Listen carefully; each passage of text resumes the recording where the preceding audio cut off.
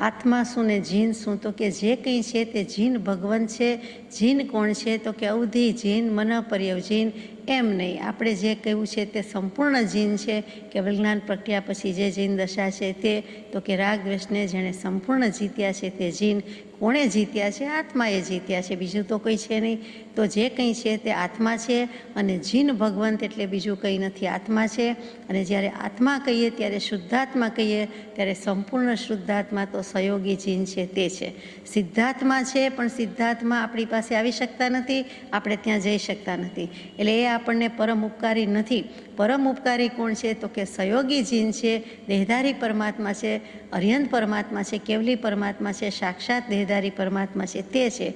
એ સહયોગી જીન જ આ બધું સ્વરૂપ સમજાવી શકે છે, ઉપદેશી શકે છે, બોધી શકે છે. બીજા કોઈ કહેવા આવતા નથી. એટલે આત્મા કહેતા શુદ્ધાત્મા, અને શુદ્ધાત્મા કહેતા જે કંઈ છે તે સંપૂર્ણ શુદ્ધ એક અખંડ કેવલ જ્ઞાન જેને થયું છે તે શુદ્ધાત્મા, તે જીન ભગવાન, તે રાગ દ્વેષ રહિત આત્મા. એટલે વિતરાગ પરમાત્મા કોઈ પણ હોય એને જીન કયો જાય છે. અર્યંત પરમાત્મા, વિતરાગ પરમાત્મા, કેટલી બધી રીતે જીન કહેવાય છે. તે બધા જીનને અહીંયા આત્મા કીધા છે, યાને કે શુદ્ધાત્મા કીધા છે. બીજા જીવ તો છે જ, પરંતુ એ બહિરાત્મ દશા છે, અગર તો અંતરાત્મ દશા છે. અહીંયા એકલી આત્મદશા કેવી હોય, શુદ્ધાત્મ દશા કેવી હોય, કે પરમાત્મ દશા કેવી હોય, તો એ માત્ર જીન ભગવાન છે. ને જીન સોહી હે આત્મા. જીન બીજું કાંઈ નથી, રાગદ્વેષને જીતી ચૂક્યો છે એવો એક શુદ્ધાત્મા જ છે. અન્ય હોય સો કર્મ. એ એકમાત્ર આત્મા છે, કેમ કે એકમાત્ર કેવલ આત્માનું કેવન સેવન કર્યા કરે છે. એટલે અહીંયા કેવલ જ્ઞાન પણ લઈ લીધું, તે જ આત્મા સાચો છે. અન્ય હોય સો કર્મ. એ એક સિવાયનું બીજું જે કાંઈ છે તે કર્મ, કર્મ ને કર્મ છે. એક આત્મા છે એટલે એક ધર્મ છે, એક શુદ્ધાત્મા છે. એ સિવાયનું બીજું બધું જ અન્ય, પર, તે પર. આત્મ પરિણામની કંઈક ચપળ પરિણતિ થવી તેને શ્રી તીર્થંકર કર્મ કહે છે, સહજ પરિણતિ થવી તેને શ્રી તીર્થંકર ધર્મ કહે છે. તો સહજ પરિણતિવાળા કેવળ આત્માનું જ સેવન કર્યા કરે છે તે આત્મા શુદ્ધાત્મા, તે જીન ભગવાન છે. એ સિવાયનું બાકી બધું જ કર્મ છે. કર્મ કુટે સો જીન વચન, કર્મ કટે સો જીન વચન, તત્વજ્ઞાનિકો મર્મ. હવે આવા કર્મ જીન વચનથી કપાઈ જાય છે, અથવા તો નાશ પામી જાય છે, લય પામી જાય છે, વિનાશ પામી જાય છે. કર્મનો સંહાર કરવો હોય, કર્મનો ભૂક્કો બોલાવવો હોય, ચૂરે ચૂરા કરી દેવા હોય, સંપૂર્ણપણે કરી દેવા હોય, તો જે બંધ મોક્ષ વગેરેની વ્યવસ્થા જીનાગમમાં છે, જૈન દર્શનમાં છે, તેવી અન્યત્ર નથી. તેટલી સૂક્ષ્મતાએ અન્ય પ્રરૂપણા નથી. તો જીન વચન, જીન પ્રવચનથી સંપૂર્ણ અહિંસાનું પાલન થશે, અને અહિંસાનું સંપૂર્ણ પાલન થતાં સંપૂર્ણ કર્મનો ક્ષય થઈ જવાનો છે, થઈ શકે છે. એટલે કર્મ કટે સો જીન વચન. જે વચનથી કર્મ કપાતા હોય, કર્મનો ક્ષય થતો હોય, તેનું નામ જીન વચન છે. જીન ભગવંતનું વચન, સર્વજ્ઞનું વચન કર્મ કાપવા માટે છે, કર્મનો છેદ ઉડાડવા માટે છે, કર્મ બાંધવા માટે નથી. જો આમ કરશો તો બંધાશે, પણ આમ કરશો તો છૂટી જવાશે. એટલે કે જે કારણ બંધના તેહ બંધનો પંથ, તે કારણ છે દશા મોક્ષ પંથ ભવંત. એટલા માટે જીન વચનને સુપ્રીમ, સબલાઇમ, ખરેખર તો વચન પ્રવચન જીન ભગવંતનું જ છે, બીજા કોઈનું નથી. તો એ જીન વચન છે. તત્વજ્ઞાનિકો મર્મ. તત્વજ્ઞાની પુરુષોને આ જ મર્મ આપવો છે, આ જ રહસ્ય છે. આ રહસ્યથી જ જીતી ગયા છે, જીવી ગયા છે, અને રાગદ્વેષ ઉપર વિજય મેળવ્યો છે. નથી કરી શકતા તે રાગદ્વેષથી, એટલે કે રાગદ્વેષ જય પામી જાય છે, પોતે હારી જાય છે. એટલે કે રાગદ્વેષની જીત થઈ જાય છે. એ અજ્ઞાનીને એવું થાય છે. તત્વજ્ઞાની, જ્ઞાની પુરુષને, અને આ તો સર્વજ્ઞ કોટીના પુરુષોને, સર્વજ્ઞ પુરુષોની વાત છે, તો કે તે તો આ જે કંઈ વચન કહે છે તેના વચનથી જીવના કર્મ કપાય, કપાઈને કપાય જ. એટલે કે જે આશ્રવની વાત છે તે લીધી નથી, સંવરની વાત લીધી છે. જીન વચનથી સંવર અને નિજરા થાય જ, અને એ થાય એટલે મોક્ષ જ થાય. વચનામૃત વિતરાગના પરમ શાંત રસ મૂળ, ઔષધ જે ભવ રોગના કાયર અને પ્રતિકૂળ. એટલે વિષયનું વિરેચન કરાવનારા જો કોઈ હોય તો તે જ્ઞાનીના વચન છે, વિતરાગના વચન છે. આગળ જઈએ. જબ જાન્યો નિજ રૂપકો તબ જાન્યો સબ લોક, નહીં જાન્યો નિજ રૂપકો સબ જાન્યો સો ફોક. જબ જાન્યો નિજ રૂપકો, જો પોતે પોતાના સ્વરૂપને જાણી લીધું, આત્માને જાણી લીધું, તો પછી તબ જાન્યો સબ લોક, તો બધું જ જાણી લીધું છે, આખો લોક જાણી લીધો છે. 631માં પત્રમાં કૃપાળદેવ પ્રકાશે કે હે મુમુક્ષુ, પ્રથમ પદમાં એમ કહ્યું છે કે એક આત્માને જાણતા સમસ્ત લોકાલોકને જાણીશ, અને સર્વ જાણવાનું ફળ પણ એક આત્મ પ્રાપ્તિ છે.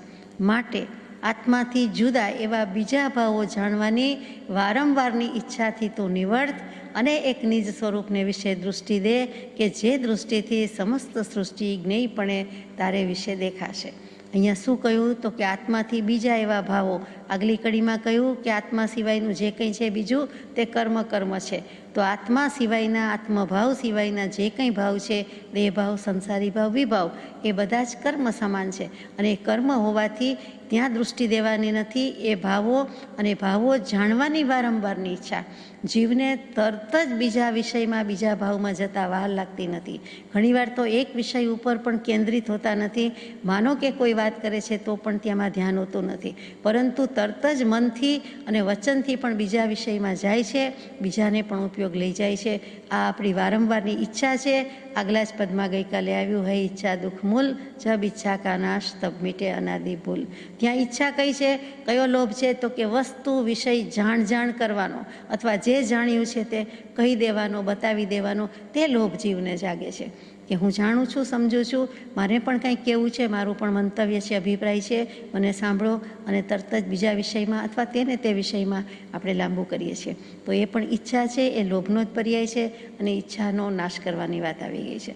અહીંયા પણ એમ જ જણાય છે કે આત્માથી જુદા એવા બીજા ભાવો જાણવાની વારંવારની ઈચ્છા છે. એ ઈચ્છા મટી જ નથી, ઓછી પણ થઈ નથી, બલકે વધી છે. કેમ કે જેમ જેમ વધુ જણાય તેમ તેમ વધુ આપણને કહેવાનું અથવા તો લખવાનું અથવા તો બતાવવાનું મન થાય. તો એ જે છે તે એવા ભાવોથી વિરમ, એટલે કે નાશ પામી જવાની વાત નથી, પણ એનાથી તું નિવર્ત, તું પાછો હટ, તું થાક્યો નથી, અનાદિકાળથી આ કરતો આવ્યો, એમ કરીને ભગવાને કહી દીધું. તેમાં પ્રથમ પદમાં એમ કહ્યું છે કે એમ કરીને શરૂઆત કરી છે. તો શું થાય કે બીજા ભાવો જાણવાની વારંવારની ઈચ્છાથી નિવર્તે, પાછો હટે, અને એક નિજ સ્વરૂપને વિશે દૃષ્ટિ દે. અહીંયા પણ એ જ વાત આવી કે જબ જાણ્યો નિજ રૂપ કો. બધી વસ્તુનું પ્રતિબિંબ પાડવું નથી. હું કેવો છું, હું ક્યાં છું, હું શું કરું છું, એનું અરીસામાં પ્રતિબિંબ જોવાનું છે. એને સ્વરૂપ દર્શન કરવાનું છે કે મારામાં શું વાંધો છે, મારે ક્યાં કરવાનું છે, મારે શું કરવાનું છે. એટલે તરત જ નિજ સ્વરૂપને વિશે દૃષ્ટિ થઈ કે હું આત્મા દ્રવ્યથી કેવો, ક્ષેત્રથી કેવો, કાળથી કેવો, ભાવથી કેવો, અને શું કરવા આવ્યો છું, અત્યારે શું કરી રહ્યો છું. એ આજના દિવેને કર્તવ્ય છે જી, એ પરમ પૂજ્ય બ્રહ્મચારીજીનું ટંકોત્કીર્ણ પ્રવચન છે કે આટલું જ સમજાઈ જાય કે હું શું કરવા આવ્યો છું. કોઈ પણ જગ્યાએ હોઈએ, જીવનના કોઈ પણ મોડ પર હોઈએ, અને શું કરી રહ્યો છું, અત્યારે હું શું કરું છું. એટલે તરત જ વિચાર આવે, મનોમંથન શરૂ થાય કે આ મને શોભે છે, અથવા મારી જિંદગી, મારું જીવન આના માટે છે કે આ માટે જન્મ્યો છું, અથવા આટલા વર્ષ ગયા તો ગયા, હવે શું. જાગો ત્યારથી સવાર, એમ ભગવાન કે સાવ સાચી વાત છે. અંધારું ગમે તેટલું હોય રાતનું, પણ પછી સૂર્યપ્રકાશ કે સવાર થતાં, પ્રભાત થતાં, અને પછી સૂર્યોદય થતાં બધું નાસી જાય છે, ઊભું રહેતું નથી. તો જાગ્યા ત્યાંથી સવાર આવ્યું છે, એ જ અહીંયા કરવાની વાત છે કે જાગ્યા ત્યારથી પ્રભાત, સમ્યક દર્શનનું પ્રભાત. તો એ ઈચ્છાથી નિવર્તીએ, નિજ સ્વરૂપને વિશે દૃષ્ટિ દઈએ કે જે દૃષ્ટિથી, એટલે કે જે સમ્યક દર્શન થતાં સમસ્ત સૃષ્ટિ એટલે અખિલ બ્રહ્માંડ 14 રાજલોક તારે વિશે જ્ઞેયપણે દેખાશે. તને જડાહડા થશે જ. બધું જાણ કરવું, ઝીણું જાણ કરવું, એના કરતાં મુખ્ય ગોટો પોટો વાળીને એક આત્મતત્વ છે તે, એને જ ન જાણીએ કે જે જણાતા, જેને જાણતા બધું જણાવવાનું જ છે. આપણે થોડીક અવળી ગંગા છે કે બધું જ જાણ કરવું છે, અને પછી આત્માનો વારો, અથવા બધું જાણીને એના વડે આત્મા, એમ તો કોઈ દિવસ જણાવવાનું નથી. તો જ્યાં સુધી આત્માનું ઓળખાણ નથી, આત્માનો પરિચય નથી, આત્માનો અનુભવ નથી, કે આત્માને જાણ્યો નથી, તબ જાણ્યો સબ લોક, તો ત્યાં સુધી કાંઈ જ થતું નથી, બધું ફોક છે. પણ જો જબ જાણ્યો નિજ રૂપ કો, જો જાણી લીધું તો આખું જગત જાણી લીધું, કેવલ જ્ઞાન થઈ ગયું. લોકાલોક પ્રકાશક, લોકાલોક વ્યાપક, લોકાલોક ભાષક, ત્રણેય જ્ઞાન આવી ગયા. ત્રણેય એક જ છે. જો કે નહીં જાણ્યો નિજ રૂપ કો, સબ જાણ્યો સો ફોક. જો પોતાના રૂપને જાણ્યું નહીં, સ્વરૂપનું દર્શન થયું નહીં, સાક્ષાત્કાર થયો નહીં, સાદી ભાષામાં આત્મ અનુભવ થયો નહીં, તો સબ જાણ્યો સો ફોક. તો ત્યાં સુધીનું ગમે તેટલા થોકડા હોય, ગમે તેટલું શાસ્ત્ર જ્ઞાન હોય, ગમે તેટલા નવ પૂર્વ આખા ભણી ગયા હોય, પણ જો નીચ તત્વને જાણી ઓળખ્યું નહીં, આત્માને જાણ્યો નહીં, તો સબ જાણ્યો સો ફોક. બધું જ ફોક છે, ફોગટ છે, નકામું છે, વ્યર્થ છે. લોફુલ લેંગ્વેજમાં નલ એન્ડ વોઇડ, રદ બાતલ છે. હતું જ નહીં અને હતું ચોપડે ચડાવ્યું હતું, નોંધાવ્યું હતું, જગતને જણાવ્યું હતું કે આટલી દુનિયામાં મુખ્ય 14 વિદ્યા આર્યક્ષેત્રમાં પ્રવર્તે છે. તે 14 વિદ્યા યાને કે 14 મુખ્ય ફેકલ્ટી તે બધું જ જાણી લીધું. અને તેમ છતાં આત્મા જાણ્યો નથી તો એને કોઈ સર્વજ્ઞ કહેવાનું નથી. એનું જાણ્યું જાણેલું પણ ગણાશે નહીં, ભણ્યો પણ ગણ્યો નહીં, એવી રીતે આ ગણ્યું નહીં, એ ગણાશે નહીં, એ ફોક ગણાશે. જેમ દાવ રમીએ છીએ, દાવ ખેલીએ છીએ તો કહીએ કે આ રમત ફોક અથવા તો આ ગઈ બાજી ગઈ, એવી રીતે આ બધું જ ઓલ ઇન વેઇન, નકામું નકામું નકામું છે, નિરર્થક નિરર્થક નિરર્થક છે. તો આવું ફોગટપણામાં, ફોફા જેવામાં આપણને રસ નથી. જે એગમ જાણઈ સે સવમ જાણઈ, આચારાંક સૂત્રનું મુખ્ય અગત્યનું સૂત્ર, આખા સાર સમૂહ વચન કે એક આત્માને જાણ્યો તેણે સર્વ જાણ્યું. જે એગમ જાણઈ, એક આત્માને જાણ્યો તેણે સર્વ જાણ્યું. તે સવમ જાણઈ સે સવમ જાણઈ. એ પોઝિટિવલી સ્પીકિંગ ત્યાં પ્રવચન મુકાયું છે. અહીંયા કૃપાળુદેવે થોડું નેગેટિવલી સ્પીકિંગ મૂક્યું છે, નિષેધાત્મક રીતે છે કે જબ જાન્યો નિજ રૂપકો તબ જાન્યો સબ લોક, નહીં જાન્યો નિજ રૂપકો સબ જાન્યો સો ફોક. તો પછી બધું જ જાણેલું સઘળું નિરર્થક છે. એ સ્પષ્ટતા થવા માટે એમણે બહુ પ્રગટપણે મૂકી દીધું છે, સમજાય તેવી રીતે મૂકી દીધું છે. આચારાંક સૂત્રમાં કરવા જેવું આ છે કે આત્માને જાણ્યો તેણે સર્વ જાણ્યું, પણ એમાં એવું હાર્શ કઠોર વચન નથી મૂકી દેતા કે બીજું બધું જાણેલું હશે તો આત્માને નથી જાણ્યો માટે ફોક છે, નકામું છે. અહીંયા તો બરાબરનો ધબ્બો લગાવ્યો છે કે બીજું જાણ્યાનું અભિમાન કરે છે પણ હું કંઈ જ નથી, હું કંઈ જાણતો નથી એમ કરે અને પછી જ્ઞાનીના શરણે જાય તો માર્ગની પ્રાપ્તિ થાય. અહીંયા એક સ્પષ્ટતા કરવાનું મન થાય કે નહીં જાણ્યો નિજ રૂપકો, જે મૂળ હાથનોંધ છે, મેમો બુક છે, એમાં લખાયેલું વચન નથી. તેમ કોઈએ પૂર્તિ પણ નથી કરી. પરમ કૃપાળુદેવે પોતે જ અન્યત્ર આનું અનુસંધાન લઈને પૂર્તિ કરી છે, મૂકેલું છે. એટલે કે કૃપાળુદેવના જ હસ્તાક્ષરમાં છે પણ બીજે છે, અને મૂળ હાથનોંધની જે ડાયરી કે નોટ છે એમાં આ વચન નથી, પછી મુકાયેલું છે. પણ પોતે જ મૂક્યું છે એટલે આપણને માન્ય છે, એટલે અહીંયા પણ લખેલું છે.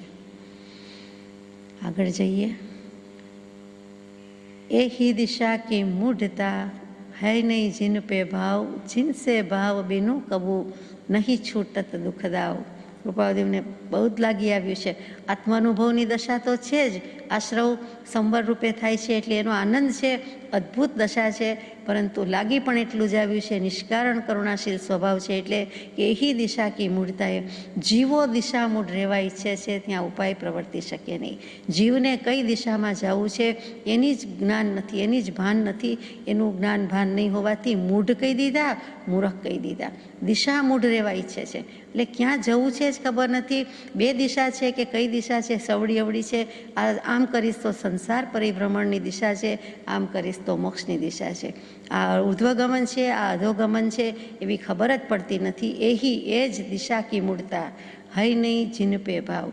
એટલે કે જ્યાં સુધી આ રીતે છે, કેવી રીતે દિશામૂળ છે તો કે જીન પે ભાવ. જીન એટલે જે નહીં, જેવો નહીં, પણ જીન એટલે રાગ દ્વેષને જીતે તે જીન ભગવંત, જીનેન્દ્ર ભગવંત, વિતરાગ ભગવંત, કે સર્વજ્ઞ ભગવંત, કે એના પ્રત્યે જેને ભાવ આવ્યો નહીં. અનંતકાળના પરિભ્રમણમાં કોઈ દિવસ નહોતા મળ્યા, ન મળ્યા હોય એવું તો બને જ નહીં, બન્યું જ નથી. પરંતુ મળ્યા ત્યારે પણ દાવ ગુમાવી દીધો, ભાવ ગુમાવી દીધો, ઢોળી દીધો બીજામાં. એટલે કે જીન ભગવંત કયો, વિતરાગ પરમાત્મા કયો, એના ઉપર જ જીવને પ્રેમ આવ્યો નહીં.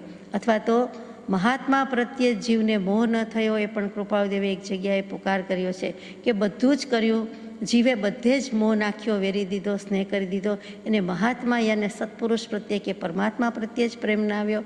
એને એમ કહેવા છતાં પોતાના શુદ્ધાત્માની જ દયા ન આવી, શુદ્ધાત્મા પ્રત્યે જ લાગણી પ્રેમ ન થયો, પર પ્રત્યે જ થયા કર્યો. એમ કરીને અહીંયા પણ કહી દીધું કે આ જ દિશાની મૂળતા છે, નહીં જીન પે ભાવ. જ્યાં સુધી વિતરાગ ભાવ નહીં આવે, જ્યાં સુધી ઉપશમ ભાવ નહીં આવે, ત્યાં સુધી કાંઈ થવાનું નથી. ને વિતરાગ ભાવ ઉપસંભાવવા માટે એ જેનામાં છે તેવા જીન ભગવંત પ્રત્યે ભાવ આવ્યા વિના ભક્તિ થવાની નથી, ધર્મ પામવાના નથી, કલ્યાણ થવાનું નથી. એટલે હાય નહીં જીન પે ભાવ, એને જ અનુસંધાનમાં આગળ કહે છે જીનસે ભાવ બીનું કબું. એ જીન ભગવંતનો વિતરાગ ભાવ, ઉપશમ ભાવ, જે આખા દ્વાદશાંગીનો સમસ્ત પ્રવચનનો સાર છે, સારાંશ છે એક શબ્દમાં કે ઉપશમ. તો એ ઉપશમ આવવાનો નથી, વૈરાગ્ય ઉપશમ કહીએ છીએ તે જ ઉપશમની વાત છે. ઉપશમ ભાવ ન આવે એટલે ઉપશમ કે ક્ષોપશમ કોઈ પણ જાતનું સમ્યક દર્શન ન થાય, આત્મજ્ઞાન ન થાય, કેવલ જ્ઞાન ન થાય, મોક્ષ ન થાય. સીધી વાત છે, એકદમ સીધી વાત કહી દીધી છે. અને એટલા માટે જ વિતરાગ પરમાત્મા પ્રત્યે મોહ થવો જોઈએ, ભાવ આવવો જોઈએ, દશા થવી જોઈએ, પ્રેમ આવવો જોઈએ. કમસે કમ એમની વૃત્તિ અને ચેષ્ટામાં પણ આપણને જો લીનતા આવે, એ ભગવંતનો ભાવ કેવો, એ ભગવંતનો ઉપયોગ કેવો, તો કે એ જો નથી થતું, નહીં છૂટત દુઃખદાવ, ત્યાં સુધી દુઃખદાવ એટલે સંસાર પરિભ્રમણ મટવાનું નથી, છૂટવાનું નથી. દુઃખી જ થવાના ધંધા છે, દાવમાં કદી જીતી જવાના નથી. બીજી વસ્તુ રાગ દ્વેષ વિભાવ પરિણતિ આપણને જીતી જાય એ હવે આપણને પોસાય તેવું નથી. થયું તે થયું, પરિભ્રમણ કરાયું તે કરાયું, હવે નહીં. છૂટત નહીં છૂટત દુઃખદાવ. તો હવે દાવ લેવાનો છે કે દેવાનો છે? દાવ દેવોય નથી ને દાવ લેવોય નથી, ને લેવો હોય તો લઈને જીતી જવાનું છે. રમવાનું હોય જ તો દાવ દેવો નથી, ફિલ્ડિંગ ભરવી નથી, બહુ ભરી, હવે દાવ લઈને જીતી લેવાનું છે. વ્યવહાર સે देव जिन नीचे से है आप, यही बचन से समझ ले जिन प्रवचन की छाप.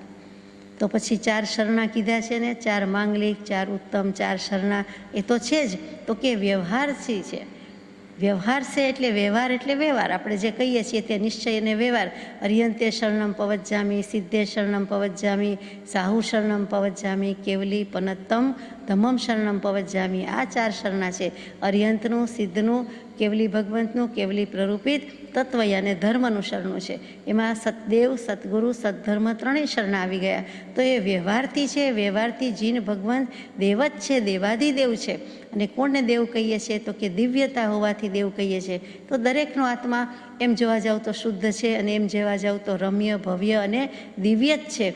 જ્યાં સુધી ચેતનમાં ચેતનત્વ છે, જીવમાં જીવત્વ છે, ત્યાં સુધી એ જીવરાજભાઈ જ છે. જીવડો નથી, જીવલડો નથી. એ તો હોંશથી હેતથી બોલાય છે.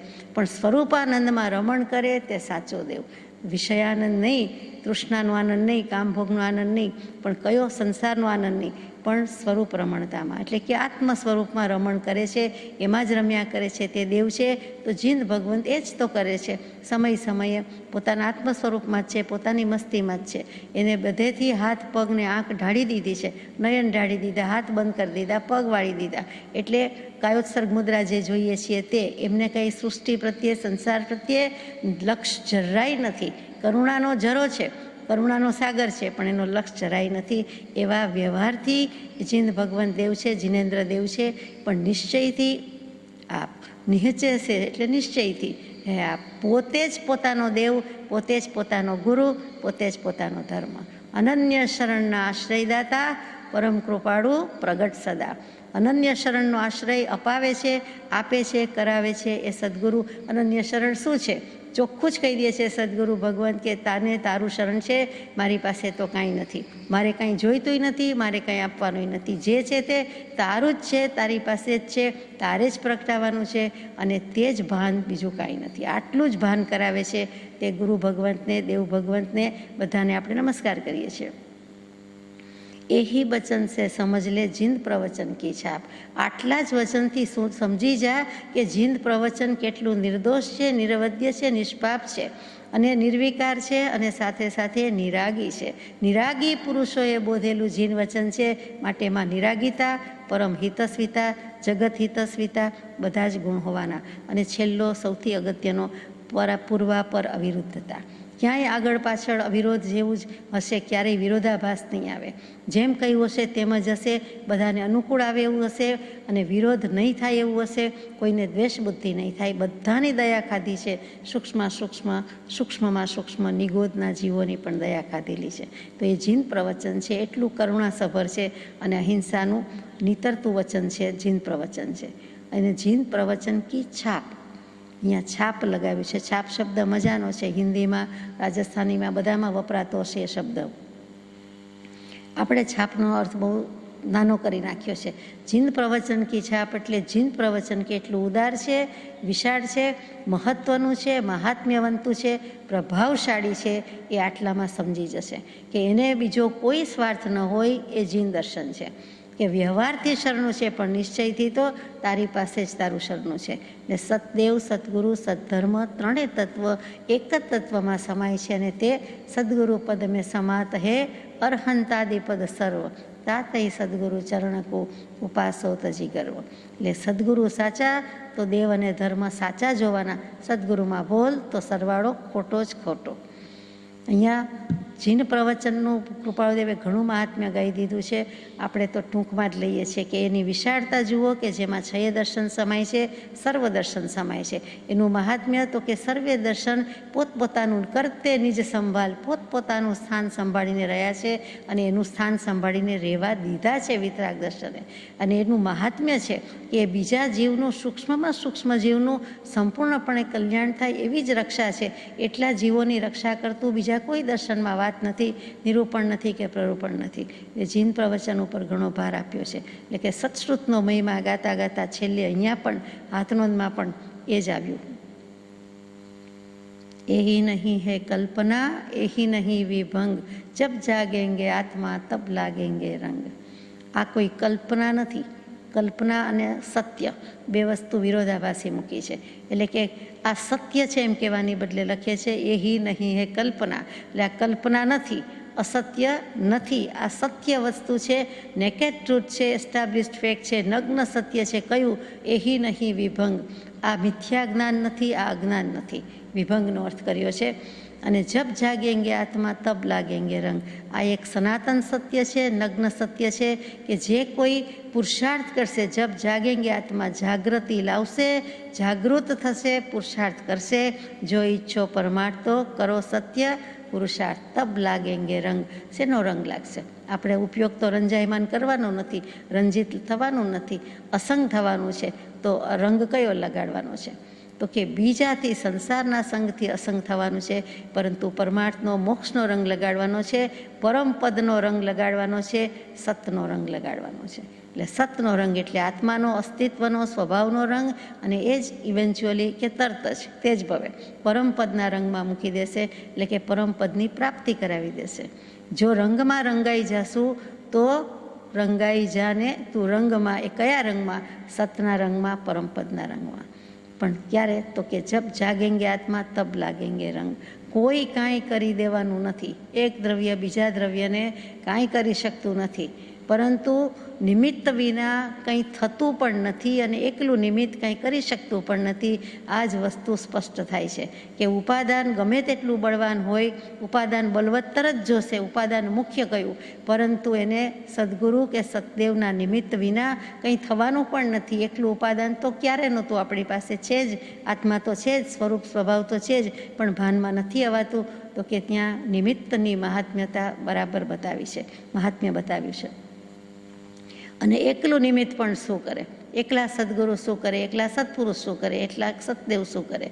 તો કે નિમિત્ત અને ઉપાદાન બે હાથે તાલી પડે. એટલે ઉપાદાનની મુખ્યતા નિમિત્તની ગૌણતા એમ પણ નથી, અને નિમિત્તની મુખ્યતા ઉપાદાનની ગૌણતા એમ પણ નથી. બંને જોઈશે, બે હશે તો તાલી પડશે, અનુભવની તાલી તો વાગશે. એમ કરીને કહી દીધું કે જે કાંઈ છે તે સત્પુરુષાર્થ છે, અને આત્માના એક પુરુષાર્થમાં ચારે ચાર પુરુષાર્થ આવી જાય છે: ધર્મ, અર્થ, કામ અને મોક્ષ. એ આત્માના એક પુરુષાર્થમાં ચારેય પુરુષાર્થ આવી જાય છે. એ પણ આપણે પુરુષાર્થના પત્ર વખતે લીધેલું છે બહુ શરૂઆતમાં. અત્યારે એની વાત નથી કરતા. અત્યારે માત્ર સત્પુરુષાર્થ, માત્ર આત્મપુરુષાર્થ, પુરુષાર્થ શબ્દમાં જ આવી ગયું છે. એ અમૃતચંદ્ર સુરીજીએ તો એક શાસ્ત્ર લખ્યું કે પુરુષાર્થ સિદ્ધિ ઉપાય. પુરુષાર્થ શું? પુરુષાર્થથી સિદ્ધિ થાય છે અને એના ઉપાય. પુરુષાર્થ સિદ્ધિ એટલે આત્મસિદ્ધિ જ કેવી છે. પુરુષ એટલે આત્મા. જે ઉત્તમ જ્ઞાન ચેતનાનો સ્વામી છે તે પુરુષ, અથવા તો પુરી એટલે નગરી, એટલે કે જે દેહરૂપી નગરી, કાયારૂપી નગરીમાં રહે છે તે આત્મા, અને તે પુરુષ. અને એનો અર્થ, એનું પ્રયોજન શું છે? તો કે સિદ્ધિ કરવી તે. અને એના ઉપાય શું છે? એનું એક આખું શાસ્ત્ર લખ્યું, પુરુષાર્થ સિદ્ધિ ઉપાય. આ અમૃતચંદ્ર સુરીજી એટલે કુંદ ભગવંતનું જે કાંઈ શાસ્ત્ર છે, આગમ છે, અને ટીકા લખી છે, તે જ અમૃતચંદ્ર સુરીજીએ એક પોતાનું આગવું પુસ્તક લખ્યું છે, તે પુરુષાર્થ સિદ્ધિ ઉપાય. ટૂંકમાં કૃપાળુદેવે કહી દીધું કે પરમપદના રંગમાં, સતના રંગમાં રંગાવવું હોય તો પુરુષાર્થ કરો, પુરુષાર્થ કરો. પુરુષાર્થથી જય પમાય છે, જય થાય છે. એમ નમ તો કાંઈ થતું નથી. અત્યારે પણ બધું જ છે, મોક્ષ પણ થઈ શકે ને કેવલ જ્ઞાની થઈ શકે અને સમ્યક દર્શન પણ થઈ શકે. Why not? અને આવું જ્યારે દશા આવે ત્યારે થઈ જાય કે યા કારણ મિથ્યા તદયોત જ ક્યું કર દેહ ધરેંગે અબ હમ અમર ભયે ન મરેંગે. ભય એટલે ભય બીક નહીં, ધાક નહીં. ભય એટલે હુએ થયા. હવે અમે અમર થયા, હવે અમે અમર થયા, સમ્યક દર્શન લઈને જવાના. એટલે કે લઈ લીધું તો અબ હમ અમર ભયે, અને પછી તો કે હવે અમે મિથ્યાત્વ વશાત જે જુદા જુદા દેહ લઈએ, ભવ લઈએ, તે નથી લેવાના, નથી જોઈતા, નથી રમતા, નથી રમવું. ફિલ્ડિંગ સંસાર પરિભ્રમણની બહુ ભરી. હવે શું છે? હવે નહીં.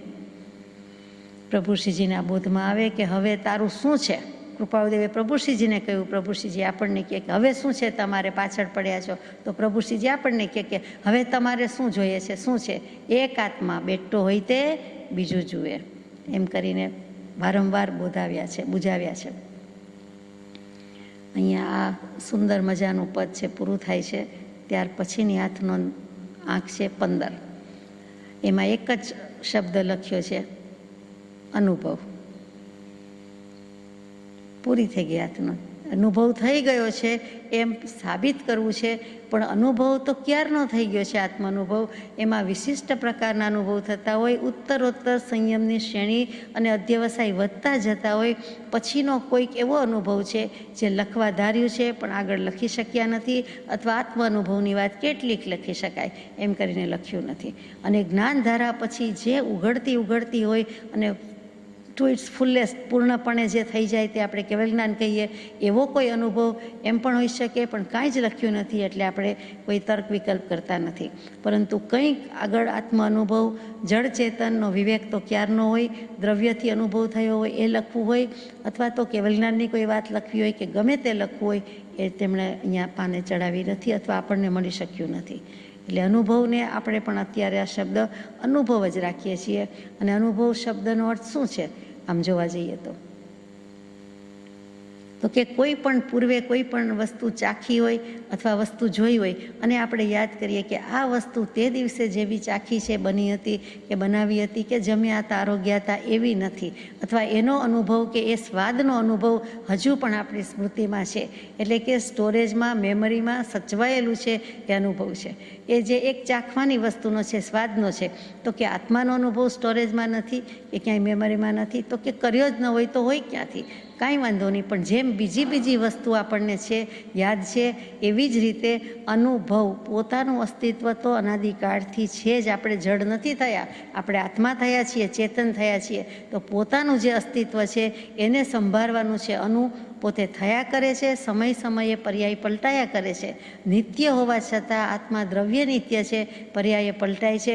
તો હવે મારું કંઈક એવું પરિણમન થાય કે હું એ અસ્તિત્વના ભાન, સ્વભાવના ભાનની સાથે પાછળ હું જઉં. તો બંને વસ્તુ પાછળ નથી, સાથે જ છે. આત્માનું અસ્તિત્વ, આત્માનું ભાન, પણ આત્માનું અસ્તિત્વ તો છે જ, પણ એને ભાનમાં લાવવું કે ભાનમાં આણવું, જે કહીએ તે, તો એ ત્યાં અનુભવ છે. એટલે વસ્તુ તો છે જ, પણ ચાખવાની બાકી છે. મોઢા સુધી લઈ જાય છે, હોઠ સુધી લઈ જાય, પણ મોં ખોલીને જીભ પર મૂકવું જોઈએ, જેથી સ્વાદ આવવો જોઈએ, તેટલું બાકી. તો કે એ અનુભવ છે કે ત્યાં જે ચખાય છે, સ્વદાય છે, આરોગાય છે, તેનું નામ અનુભવ છે. બીજું શું છે? આત્માને જ અનુભવવો એટલે શું છે બીજું? તો કે સંપૂર્ણ સુખ, સંપૂર્ણ શાંતિ, સંપૂર્ણ આનંદનું વેદન. બીજું તો કાંઈ છે ને, જ્ઞાન સ્વરૂપી તો છે જ. એટલે જ્ઞાનનું વેદન, પણ એને વેદન થાય છે, અનુભવે છે કે આ જ શાંતિ અને આ જ સુખ. ત્યાં જ્ઞાન કોઈ જુદી જાતની વસ્તુ નથી કે એને અનુભવવાનું આવે. ત્યાં શાંતિનો જ અનુભવ છે, ત્યાં સુખનો જ અનુભવ છે. આવી શાંતિ અને સુખ બીજા કોઈ આનંદમાં નથી, બીજી કોઈ પ્રવૃત્તિમાં નથી, જે આત્મામાં જ છે, અને તેનું નામ અનુભવ છે. આગળ જઈએ. આંક 16. એ ત્યાગી પણ નથી, અત્યાગી પણ નથી, એ રાગી પણ નથી, વિતરાગી પણ નથી. એ એટલે કૃપાળુદેવ કોની વાત કરે છે? ત્રીજા કોઈની વાત નથી કરતા, બીજા કોઈની વાત નથી કરતા, પોતાની વાત કરે છે કે એ ત્યાગી પણ નથી. બીજા કોઈ ભાઈ બહેનની વાત નથી, બીજી કોઈ સંસ્થા, સત્પુરુષ જે કહીએ કોઈની વાત નથી, માત્ર પોતાની વાત છે. આ અંગત નોંધ છે, એમાં લખેલું છે એ ત્યાગી પણ નથી. તો કૃપાળુદેવ ત્યાગી નથી? પોતે પૂછ્યું છે. એમના જેવા ત્યાગી મળવા મુશ્કેલ છે અને અહીંયા લખે છે એ ત્યાગી પણ નથી. તો કઈ રીતે ત્યાગી નથી? તો કે જગત જેને માને છે કે દીક્ષા લીધી છે, સંયમ લીધો છે, ચારિત્ર ગ્રહણ કર્યું છે, સર્વસંગ પરિત્યાગી છે, ઘરનો ઉલાળ્યો કર્યો છે, સંસારનો ઉલાળ્યો કર્યો છે, ઘર બાર છોડીને, એટલે કે અણગાર, અગાર એટલે ઘર, અણગાર એટલે ઘર વિનાના, એ ઘર વિનાના થયા છે, અથવા તો સમાજની સમક્ષ એમણે ઘર બાર પરિવાર લક્ષ્મી સંપત્તિનો ત્યાગ કર્યો છે, સંતતિનો ત્યાગ કર્યો છે, કાંઈ પણ ત્યાગ કર્યો છે, તો એ ત્યાગી પણ નથી. કૃપાળુએ ચોખ્ખું લીધું, એ મુનિ પણ નથી, એ સાધુ પણ નથી, એ ત્યાગી પણ નથી. જે લોકો ત્યાગીજન કહે છે, હિન્દીમાં વધારે વપરાય, દરેક દર્શનને, દરેક વ્યક્તિને સર્વમાન્યને જે શબ્દ છે તે ત્યાગી છે. એટલે ત્યાં મુનિ પણ નથી, સાધુ પણ નથી, સંન્યાસી પણ નથી, ત્યાગી કહી દીધું. અત્યાગી પણ નથી.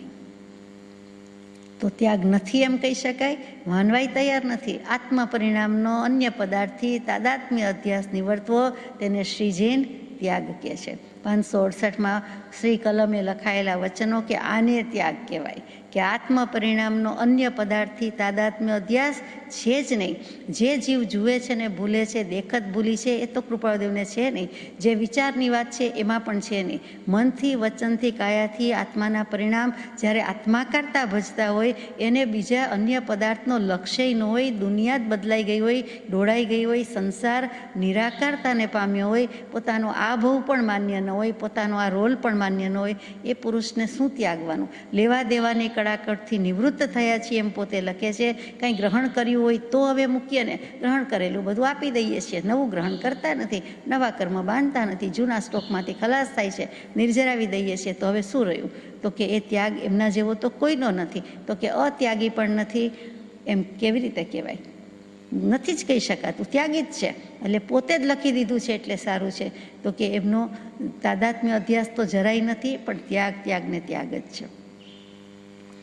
એ રાગી પણ નથી અને વિતરાગી પણ નથી.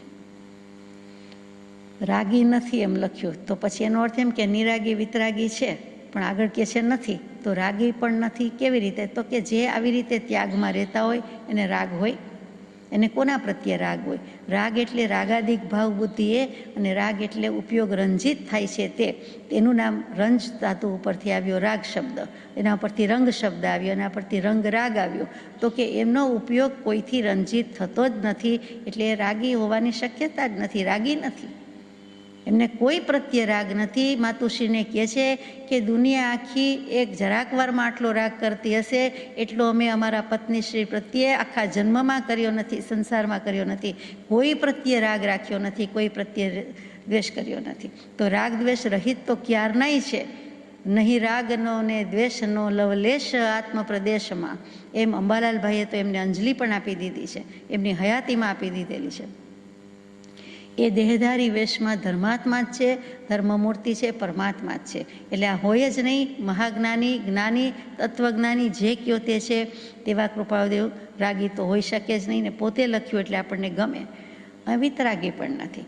કેવલ જ્ઞાન થયું નથી એમ લાગે છે, એટલા માટે કેવલ જ્ઞાન થતાં પહેલાંની આ દશા હોવી જોઈએ, એટલે લખે છે કે વિતરાગી પણ નથી. તો ખીણ મોહી અરિહંત સલુણા આપણે ગાઈએ છીએ કે વિતરાગ પરમાત્મા રે અરિહંત સલુણા.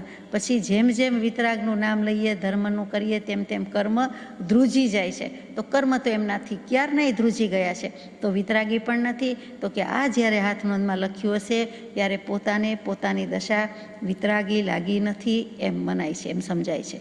ક્યારનું લખ્યું છે કે નિરાગી જ છું, વિતરાગી જ છું, તેમ છતાં અહીંયા લખી દીધું, એટલે આપણે માની શકીએ છીએ કે આ દશા આવ્યા પહેલાંનું આ વચન હોવું જોઈએ. નહીં તો કૃપાળુદેવ આવું લખે નહીં. અમે અને પરમાત્મામાં ભેદ ગણશો નહીં, અમારામાં ને પરમાત્મામાં ભેદ ગણશો નહીં, અમારામાં ને વિતરાગમાં ભેદ ગણશો નહીં, અમારામાં ને મહાવીરમાં ભેદ નથી, અમારામાં ને પાર્શ્વનાથ પરમાત્મામાં પણ ભેદ નથી. એ પાછું વડવાના અધિષ્ઠાતા પૂજ્ય પોપટલાલભાઈ એમને કીધેલું. વિક્રમ સંવત 1956 અને વઢવાણ કેમ્પમાં સ્થિતિ છે ત્યારે બધી ટીપ વગેરે થાય છે, પરમશ્રુત પ્રભાવક મંડળ સ્થપાય છે. કૃપાળુદેવની જે કંઈ તબિયત શારીરિક નાદુરસ્તી જે કયો તે દેખાય છે, કથળતી જાય છે અને લોકોને પણ એમ લાગે છે. ત્યારે પોપટલાલભાઈ પેલા ભાઈ વનમાળીભાઈનો દેહત્યાગ થઈ જતાં પર્યુષણમાં પહોંચી શકતા નથી. ભાદરવા સુદ પાંચમે તેમનો દેહત્યાગ થયો, પછી પહોંચે છે. અને તે વખતે કૃપાદેવ કહે છે કે થોડા વખત પહેલાં જ ભાઈ સુખલાલે પાડેલા ફોટા ચિત્રપટજી, આ ચિત્રપટજી નથી, જે પાર્શ્વનાથ પ્રભુની દશા હતી, જે છત્રછાયા વેળાનો પાર્શ્વનાથ ઓર હતો, એ નાગની છત્રછાયા વેળાનો પાર્શ્વનાથ ઓર હતો. કેવલ જ્ઞાન થતી વખતે પાર્શ્વનાથ પ્રભુની જે દશા હતી તે દશા અમારી આ ચિત્રપટજી વખતની છે. અને માટે આ પાર્શ્વનાથ પ્રભુ ગણીને આ તમને હું ભેટ આપું છું. પોતાના સ્વહસ્તે જ એ વખતે તાજું જ હતું અને પોપટલાલભાઈને એ પાર્શ્વનાથ પ્રભુની દશા કહીને કૃપાળદેવે એ બંને ચિત્રપટજી, જેના આપણે દરરોજ દર્શન કરીએ છીએ, પદ્માસન મુદ્રા, કાયોત્સર્ગ મુદ્રા, એ બંનેને કૃપાળદેવે પાર્શ્વ પ્રભુ જેવી દશા કહી.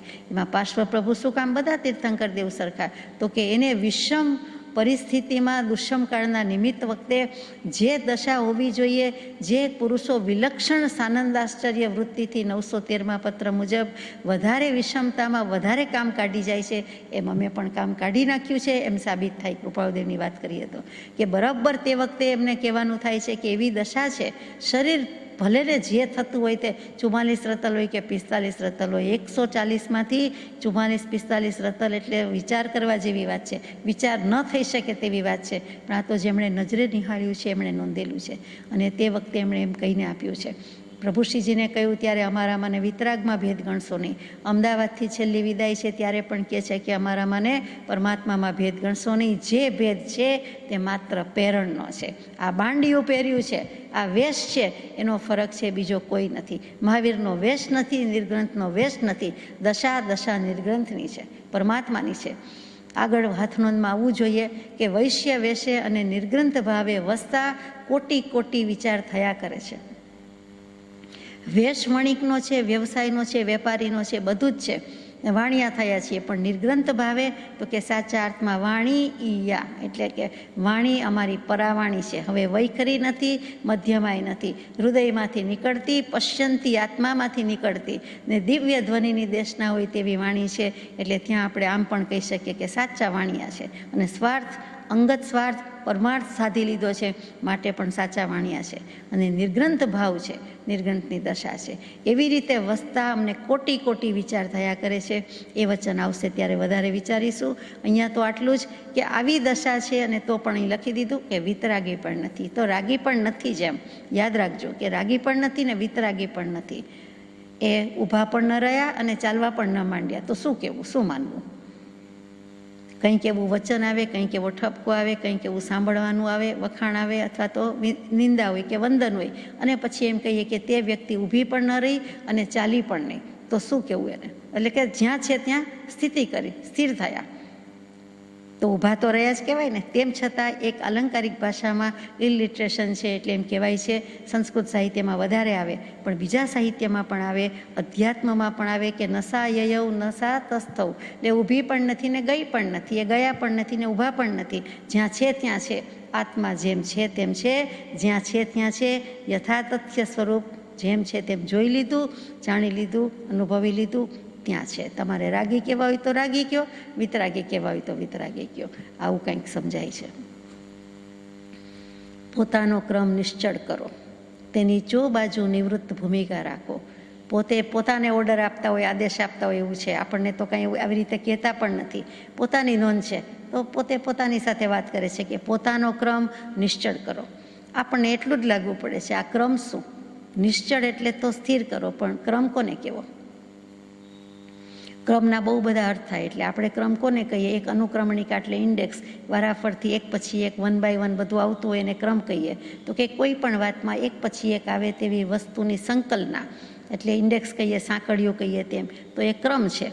એ સીધો સાદો અર્થ. ક્રમ એટલે શ્રેણી, ક્રમ એટલે હારમાળા, ક્રમ એટલે ડગલું પગલું કહીએ છીએ તે, ક્રમ એટલે ધારો, રિવાજ, પ્રણાલી, પદ્ધતિ, અને ક્રમ એટલે આક્રમણ જે કહીએ છીએ, હુમલો કહીએ છીએ એ પણ. આ વિક્રમ પરાક્રમ શબ્દમાં ક્રમ શબ્દ આવે ત્યારે હંમેશા જે કાંઈ છે, સંસાર પરિણતિ છે, રાગાદિક ભાવ બુદ્ધિ છે, એની સામે આક્રમણ કરીએ છીએ. આત્મા આકરો થાય છે, આકરા પાણીએ તપે છે, અને પછી આકરો થઈને રેકોર્ડ બ્રેક કરી નાખે છે અનાદિકાળનો કે મિથ્યાત્વ તું જા, વિભાવ તું જા, તારું કામ નથી, બહુ સરવાળો મોટો થઈ ગયો છે, પાનાના પાના ભરાય એટલો છે, અનંત છે, હવે અનંતમાંથી અંત આવી ગયો, તું જા.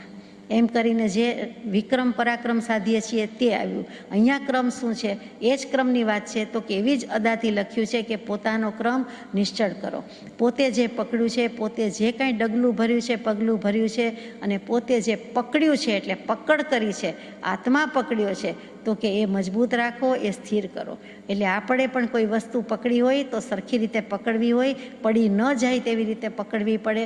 અને કોઈ આપણને ટકોર પણ કરે કે જોજો, જાળવજો, ધ્યાન રાખજો, અથવા બરાબર પકડજો. પ્રભુશ્રીજી કૃપાળુદેવ પણ તે જ કહે છે, બ્રહ્મચારીજી પણ તે જ કહે છે, કેમ કે તેઓશ્રીએ તેમ જ કર્યું છે કે જે લીધું તે લીધું, હવે મૂકે તે બીજા, એટલે પકડ. અહીંયા ક્રમ એટલે પોતાની પકડ નિશ્ચળ કરો, સ્થિર રાખો.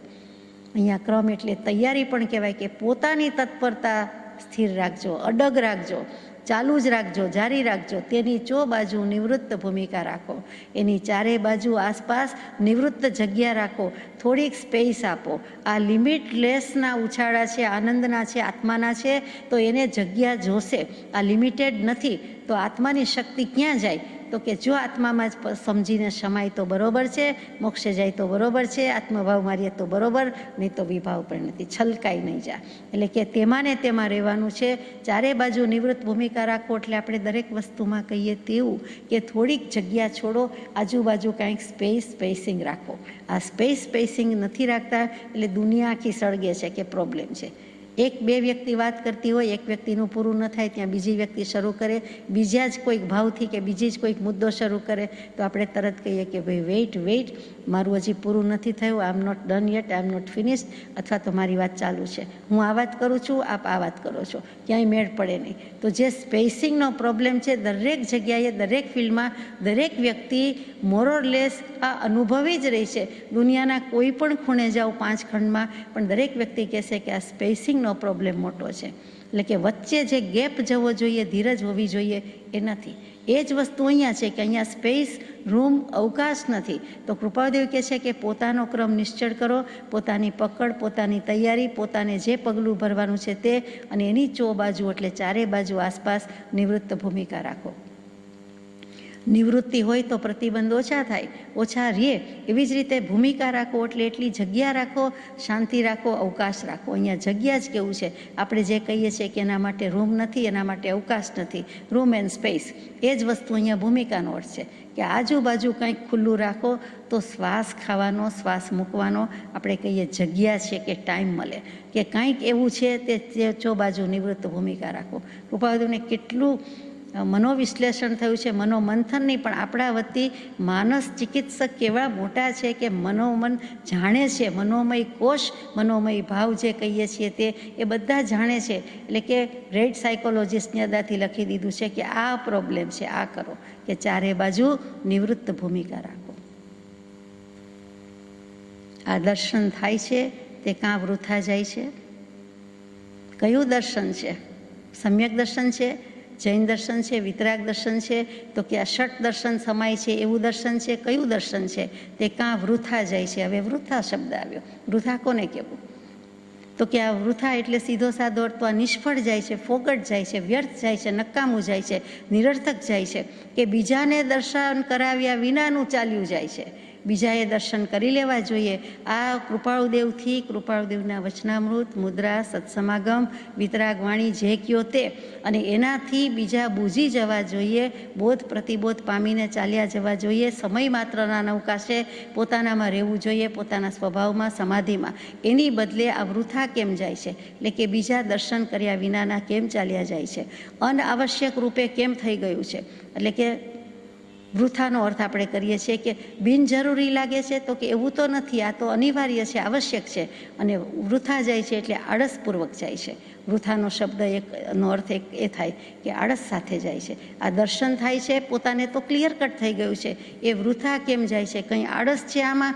આપણે જેમ કહીએ કે કંઈ કરવાનું નથી, તો એ આળસ ન કહેવાય, એ સ્વચ્છંદ ન કહેવાય, પ્રમાદ ન કહેવાય. એવી રીતે કૃપાળુદેવ પોતાને સંબોધીને કહે છે કે આ આળસપૂર્વક જાય છે, આ મૂર્ખાઈ ભર્યું જાય છે, આ અનુચિત છે, એમ પોતે પોતાને કહે છે કાં વૃથા જાય છે. શા માટે વૃથા જાય છે? પોતે પોતાના એંગલથી પણ વિચારે છે, સામે પણ વિચારે છે કે સમાજની શું દશા છે. જૈન સમાજ કયો અથવા મુમુક્ષુ કયો કે લોકો એટલે લોકો, જીવો એટલે જીવો, તો કે આટલી બધી બાહ્ય દશા છે, બહિરાત્મ દશા છે, આટલું બધું સંસાર પરિણામીપણું થઈ ગયું છે, કેમ આ જગતમાં આવા જીવો છે? એના કરતાં પણ આટલો પુરુષ મળ્યો, આવો પુરુષ મળ્યો, બધે બહાર પ્રગટમાં નથી પણ જેટલાને પ્રગટ છે એટલાને તો છે, તો કે કેમ આમ થાય છે? અમે બેઠા છીએ મહાવીર સ્વામીને દેશના દેતી વખતે નહીં થયું હોય કે સર્વજ્ઞ અને દેશના દેવાનો તો કર્મનો ઉદય છે, એવી રીતે કૃપાળુદેવ પણ વિચરે ઉદય પ્રયોગ, પરંતુ બીજા જીવો કેમ બૂઝતા નથી? તો કે તીર્થંકર દેવને એ ઉદય હોવાથી ઉદય વેદે છે, જાણે છે, ભોગવે છે, એટલે કે જાણે છે એમ કેવું ઠીક છે, પરંતુ એવો વિચાર હોતો નથી, કેમ કે સર્વજ્ઞતા પ્રગટી છે એટલે વિકલ્પ નથી.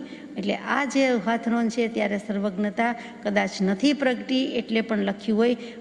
ભારે તીવ્ર ઉગ્ર ઉહાપો અને મનોમંથન સહિત લખાયું છે. એક બાજુ કરુણા છે અને એક બાજુથી એમ થાય છે કે આમ કેમ છે, પરિસ્થિતિ કેમ વણસતી જાય છે, વણસેલી છે અને વધારે વકરતી જાય છે, બગડતી જાય છે, કેમ વક્રપણું થાય છે? એનો વિચાર પુનઃ પુનઃ વિચારતા મૂર્છા આવે છે. એટલે આપણાથી આવું બોલાઈ જાય છે કે આ જ્યારે વિચારે છે ત્યારે કૃપાળુદેવને મૂર્છા આવે છે. મૂર્છા કોને કહીએ? અહીંયા મોહને પરિગ્રહ નથી, પણ અહીંયા મૂર્છા એટલે શું છે? તો આપણે જે કહીએ છીએ તે કે મૂર્છિત થઈ ગયા એટલે બેભાન થઈ ગયા, બેશુદ્ધ થઈ ગયા. તો કે ભાન વિનાના થોડા કૃપાળુદેવ થઈ જાય? મૂર્છિત કોઈ જીવ આવે તો કે પોતે પોતાનું સ્વરૂપ છે એ ભૂલી જાય છે એમ કરીને આપણે કહીએ, ને પોતાનું ભાન જ રહેતું નથી, કંઈ પણ દેહનું વસ્ત્રનું ભાન રહેતું નથી એ અર્થમાં, તો કે એ અર્થમાં કૃપાળુદેવ બેભાન કહેવાય. અને બેશુદ્ધ તો કે શુદ્ધિપણાને ભજે છે, એટલી બધી શુદ્ધિ છે કે આ જીવો કેમ બેશુદ્ધ ને બેભાન છે એમ વિચાર કરતાં કરતાં મૂર્છા આવે છે. એટલે કે ખરેખર મૂર્છિત થઈ જતા નથી, પણ આ સમજવા જેવી વાત છે કે પોતે આટલો શુદ્ધ પુરુષ, પરિપૂર્ણ શુદ્ધ, સંપૂર્ણ શુદ્ધ, ને સામે આટલો અશુદ્ધતા, અને એ કેમ આ બાજુ પ્રયાણ કરતા નથી અથવા કેમ સમજતા નથી એમ વિચારતા પણ મૂર્છા આવે છે. એટલે આટલી બધી કરુણા, આટલી બધી સમજતા, આટલી બધી નિસ્પૃહતા, અને લોકો શુદ્ધિમાં નથી, ભાનમાં નથી, સમજતા જ નથી. લોકો મોહ નિદ્રામાં છે એટલે બેભાન છે, બેશુદ્ધ છે, મૂર્છિત અવસ્થામાં છે. કૃપાળુદેવ તો પોતાને લખે છે કે વિચારતા મૂર્છા આવે છે. આપણે બહુ અગાઉ એક પત્રમાં વિચારી ગયા છીએ કે કૃપાળુદેવને મૂર્છા એટલે શું કહેવું છે. આગળ જઈએ. સંતજનોએ પોતાનો ક્રમ મૂક્યો નથી, મૂક્યો છે તે પરમ અસમાધિને પામ્યા છે. ક્રમની વાત છે, પોતાનો ક્રમ નિશ્ચળ કરો, એટલે હવે પોતે પોતાને જ જવાબ આપે છે કે સંતજન હોય એ કાંઈ પોતાનો ક્રમ મૂકતા નથી, એ તો પોતાના ક્રમમાં મગ્ન જ છે, સ્થિર જ છે અને મશગુલ છે. તો સંતજનો કોણ કહેવાય? અત્યારે જે બધા સંત શબ્દ વાપરે છે તે બધા સંત ખરા? અથવા તો પૂછવાનું કે સંતનો અર્થ શું કરીએ છીએ? તો કે શબ્દ સસ્તો થઈ ગયો છે. સંત અને ધ્યાન શબ્દ અતિશય સસ્તા થઈ ગયા છે, ગુરુ શબ્દ જેવા જ.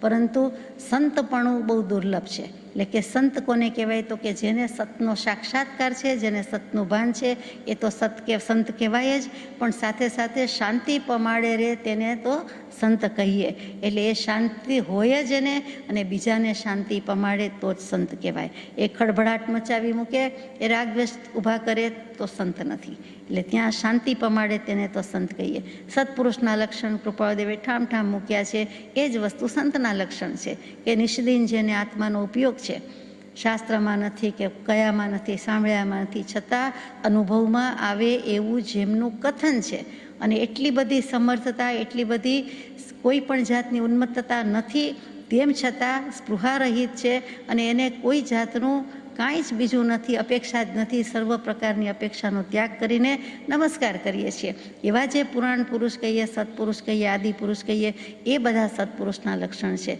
તો કૃપાળુદેવે આત્મસિદ્ધિજીમાંય મૂક્યા છે કે આત્મજ્ઞાન ત્યાં મુનિપણું તે સાચા ગુરુ હોય. એવી રીતે આત્મજ્ઞાન સમદર્શિતા વિચરે ઉદય પ્રયોગ. એ ઉદય હોય પૂર્વના અજ્ઞાન દશામાં કે કોઈ પણ બાંધેલા કર્મ હોય, અને ગમે તે ખિસ્સામાંથી, કોઠારમાંથી નીકળે તો ઉદય અનુસાર પ્રવર્તે છે, વર્તે છે, પરંતુ તે પોતાની રીતે વર્તતા નથી. એ ઉદય નિષ્પન્ન યોગ છે એ પ્રમાણે વર્તે જાય છે. અને સાથે સાથે પરમશ્રુત સદગુરુ લક્ષણ યોગ્ય, એટલે એટલા પોતે ભાવશ્રુત રૂપે પરિણમી ગયા હોય, પોતે જ શ્રુત જ્ઞાન, શાસ્ત્ર જ્ઞાનથી નિવેડો નથી, અનુભવ જ્ઞાનથી નિવેડો છે, એ વચન પણ એમાં સાબિત થાય છે. તો એ બધા સત્પુરુષના લક્ષણ, સંતના લક્ષણ. તો સંતજનોએ પોતાનો ક્રમ મૂક્યો નથી. નિષ્કુલાનંદજી યાદ આવે, ત્યાગ વૈરાગ્યથી ભરપૂર, ત્યાગ ન ટકે રે વૈરાગ્ય વિના, એમ કરીને સુંદર પદ લખ્યું છે, એનાથી પ્રખ્યાત થઈ ગયા. સ્વામિનારાયણ સંપ્રદાયમાં થઈ ગયા. એમણે એક સુંદર પદમાં મૂક્યું છે, જેનું તન મન માન્યું ત્યાગે રે, ભક્તિ ધર્મ ભાવે રે, તેના વચન વીંટ્યા વૈરાગ્ય રે, અંતરમાંથી આવે છે. શીલ સંતોષને શાંતિ રે, એમાં રહીને બોલે છે. ધીરજતા કદી નથી જાતી રે, જ્ઞાન ધ્યાનમાં ડોલે છે. એવા સંત સહુના સગારે, પર ઉપકારી શુરા છે.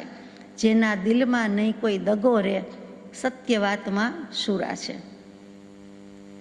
વળી હેત ઘણું છે હૈયે રે, આંખે અમૃત વરસે છે.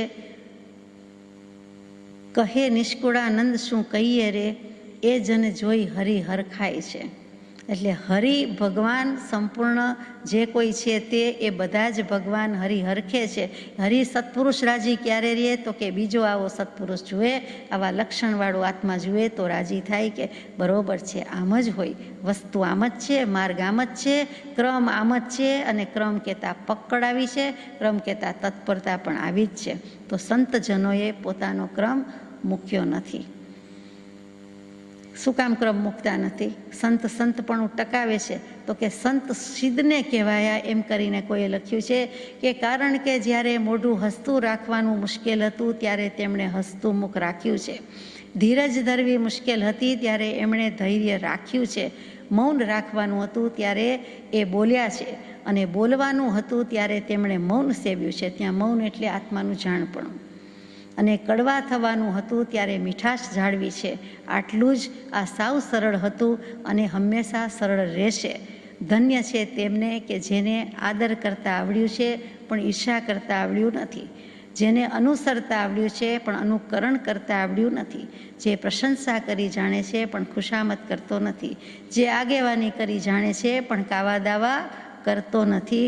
એવા સંત દોયલા છે અને સોયલા છે. એ સંત એટલે સંત કહેવાય છે, એમનેમ કહેવાતા નથી. બીજા તો તંત કહેવાય છે. તંતો એટલે કે તંત લીધું મૂકતા નથી, પોતાનો આગ્રહ, પોતાની પકડ, પોતાની દુકાન મૂકતા નથી. એ તંતવાદી તંતો છે. અને અહીંયા સંતોની વાત છે. સંતપણું અતિ દુર્લભ છે. પહેલું તો સંતજનોએ પોતાનો ક્રમ મૂક્યો નથી. અને માનો કે મૂકેલો દેખાય છે આપણને અત્યારે પણ, અને કોઈએ મૂક્યો, તો કે મૂક્યો છે તે પરમ અસમાધિને પામ્યા છે. જેવી તેવી અસમાધિ નહીં. સમાધિની વ્યાખ્યા બધે મળે. કૃપાળદેવ તો અસમાધિ લખે, ક્યાં શોધવી? તો કે સમાધિથી વિરુદ્ધ. સમાધિ આત્મપરિણામની સ્વસ્થતા, અસમાધિ આત્મપરિણામની અસ્વસ્થતા. એટલે કે જેમણે ક્રમ મૂકી દીધો છે, માનો કે સંતપણું આવ્યું હોય અને ક્રમમાં ચૂકી ગયા, તો તે પરમ અસમાધિને એટલે કે ઘણી બધી વધારે પરમ છેવટની અસ્વસ્થતાને પામ્યા છે. રાગ દ્વેષના કષાયમાં પૂરેપૂરા પડી ગયા છે. એટલે કે તદ્દન સ્વસ્થતા તો નહીં, પણ જરાય સ્વસ્થતા નહીં, પણ સંપૂર્ણ અસ્વસ્થતા આવી ગઈ. એ ક્યાંના ક્યાં જઈ પડ્યા. સંપૂર્ણ સુખ તો કે મોક્ષમાં છે, અને સંપૂર્ણ દુઃખ તો કે નિગોધમાં છે. તો કે નરકથી પણ ગયું તેવું નિકૃષ્ટ કોટીનું મૂકી દીધું, એમ પરમ અસમાધિને પામ્યા છે. સંતપણું અતિ દુર્લભ છે. માનીએ કે સંતપણું સત પ્રગટી જાય, તો એમ નથી. એ આંગળીને વેઢે ગણાય એટલા સંત હોય કે એટલા સત્પુરુષ હોય, એમ કહેવાય. સત્પુરુષના ઢગલા ન હોય, ગામે ગામ તો ગુરુ હોય જ નહીં. તો સંતપણું અતિ દુર્લભ છે. એ કેવા સંત? તો કે સંત શિરોમણી પ્રભુશ્રીજીને માટે આપણે ગાઈએ તેમ કૃપાદેવ તો થઈ જ ગયા વિતરાગ ભગવંત, પણ પછી પ્રભુશ્રીજી, તો કે એવા સંત શિરોમણીની હરોળમાં આવે એવા સંત તો દુર્લભ જ છે. અને આવ્યા પછી સંત મળવા દુર્લભ છે. એક સંતને સંતપણું થઈ ગયું તો એને બીજો સંત જોડ્યો, શોધ્યો જડતો નથી, એનો જોટો જડતો નથી. જેમ કે કૃપાળદેવ લખે કે વિપરીત કાળમાં એકાકી હોવાથી ઉદાસ, પોતાની આ દશા પણ બીજો સમોવડીઓય મળ્યો નહીં, પોતાનાથી વિશેષય મળ્યો નહીં. તો ત્યારે એમને કેવું લાગ્યું હોય? તો કે એવી રીતે સંતપણું આવે પછી સંત મળવા દુર્લભ છે. એટલે કે આટલા બધા સંતો હોઈ શકીએ જ નહીં. આપણે સંત શબ્દની વ્યાખ્યામાં ગોથા ખાઈએ છીએ, અર્થઘટન જુદા છે. કૃપાળુદેવને જ્ઞાની પુરુષને જે સંતપણું કહેવું છે, એકી અવાજે બધા સંત પુરુષોને જે કહેવું છે જ્ઞાની પુરુષને સંતત્વ, એ વસ્તુ કોઈક જુદી છે. અને આપણે શબ્દ કેટલો સસ્તો કરી નાખ્યો. સંતના લક્ષણ 30 સોહામણા, પ્રીતમ સ્વામીનું પદ, કેવા 32-30 લક્ષણ મૂકેલા છે.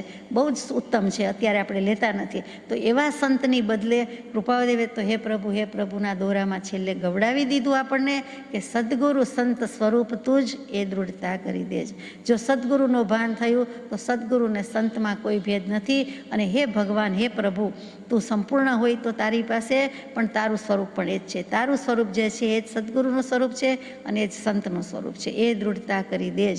એટલે કે જ્ઞાનીથી કોઈ ભિન્નતા નથી, જુદાઈ નથી, ભિન્નપણાનો ભાવ નથી. અભિન્ન બુદ્ધિ કરી દેવા માટે હે પ્રભુના દોરામાં છેલ્લે આપણી પાસેથી માગી દીધું અને આપણે એમની પાસેથી માગી લીધું. સંતપણાની જિજ્ઞાસાવાળા અનેક છે. સંતપણું જોઈએ તો ઘણાયને છે, એની ઈચ્છા તો ઘણાને છે. જાણવાની ઈચ્છા તેનું નામ જિજ્ઞાસા, તત્વ મેળવવાની ઈચ્છા તેનું નામ જિજ્ઞાસા, જાણ કરવાનું નહીં પણ જ્ઞાન મેળવવાની ઈચ્છા તેનું નામ જિજ્ઞાસા. તે જિજ્ઞાસુ જીવને થાય સદગુરુ બોધ. એટલે કૃપાદેવે કહી દીધું કે પામી શકે એવા તો ઘણાય છે. સંતપણાની જિજ્ઞાસાવાળા અનેક છે. એટલે જિજ્ઞાસુ જીવ કહી દીધા, તત્વ પીપાસુ કહી દીધા. પોતે તત્વજ્ઞાની ગુરુ છે ને સામે તત્વ પીપાસુ અનેક હોઈ શકે છે. પણ સંતપણું દુર્લભ તે દુર્લભ જ છે. સદગુરુની જવાબદારી તો લેનારા કોઈ વિરલા જ હોય છે. અને જે કૃપાળુદેવે લીધી, પ્રભુશ્રીજીએ પણ કહ્યું કે શિર ધર્મ વોરવાની જવાબદારી કે જેવી તેવી વાત નથી. અમે ગુરુ થતા નથી, અમે ગુરુ બતાવીએ છીએ. એમ પ્રભુશ્રીજીએ હાથ ધોઈ નાખ્યા અથવા તો કહી દીધું, છૂટી પડ્યા. પરંતુ કૃપાળુદેવ તો કે કૃપાળુદેવને કહ્યું, કૃપાળુદેવે પોતે લખ્યું કે બધા પ્રત્યે દૃષ્ટિ કરતાં કોઈ નજરમાં આવ્યો નહીં. હવે લખનાર પ્રત્યે જ ઉપયોગ જાય છે કે લક્ષ જાય છે કે નજરમાં આવે છે. એમ કરીને મહાપરાણે એમણે સ્વીકાર્યું. તો પણ કહે છે કે હું ગુરુ નહીં. પોતે આવા સત્પુરુષ વિતરાગ પરમાત્મા તો પણ કહે કે હું બીજો મહાવીરના અનુયાયી અને હું બીજો મહાવીર, હું બીજો રામ. પરંતુ ગુરુ શબ્દની વાત આવી ત્યારે એમણે હંમેશા લખ્યું છે. અખાજી પણ એમ જ કહે કે ગુરુ સહેજ સ્વભાવે વાત જ કરે.